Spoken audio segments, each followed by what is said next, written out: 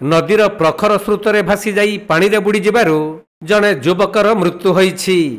तेबे 5 जन सांगमानक सहित बुढ़ा बलंग नदी उपरे थिबा नखरा सेतु निकटरे युवक जनक गाधौथुवा बेले पानी सुअरे भासी जाई बुड़ी जाइथिले।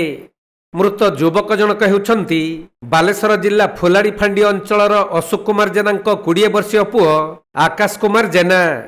मिलिथिबा सूचना अनुसार बालेश्वर फुलाड़ी फांडी अधीन कोहराकूल ग्रामर आकाश जेना एवं बुआलर अन्य 4 जन युवक सांग होई मयूरभंज जिल्ला बैसिंगा थाना पाटलीपुरा पंचायत अधीन बुढ़ाबलंग नदी उपरे थिबा नखरा सेतु को गाधोइबा पई जाइथिले।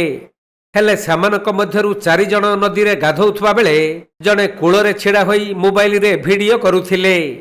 एतिकी बेले कोहराकूल ग्रामर आकाश जेना पानीर प्रखर स्रोतरे भासी जाई पानी रे बुड़ी जाइथिले।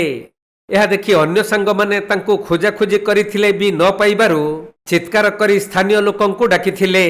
परे स्थानीय लोक माने घटनास्थल को आसीथिले भी पानीर भयावह स्रोत को देखि केही भीतर को जाई नथिले। ए नै बैसिंगा थाना को सूचना दिया जिबारु बड़साही एवं बेतनटी अग्निशम विभाग घटनास्थल को आसी नदी पानी रे युवकंकु खोजाखोजी करिथिले। किंतु पानीर स्रोत एते तीव्र थिला जे तांकर पत्ता मिली पारि नथिला। परे ओड्राफ टीम घटनास्थल रे पहुंची विभिन्न उपाय अवलंबन करिथिले भी युवकर मृतदेह को ठाब करि पारि नथिले।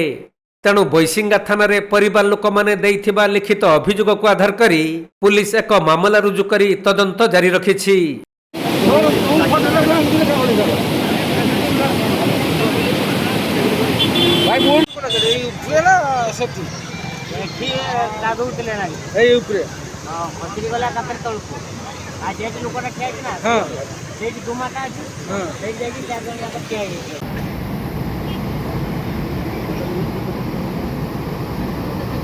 मयूरभंज जिला बेतनटी जगन्नाथ हेम्ब्रम करी पट कोणार्क लाइव।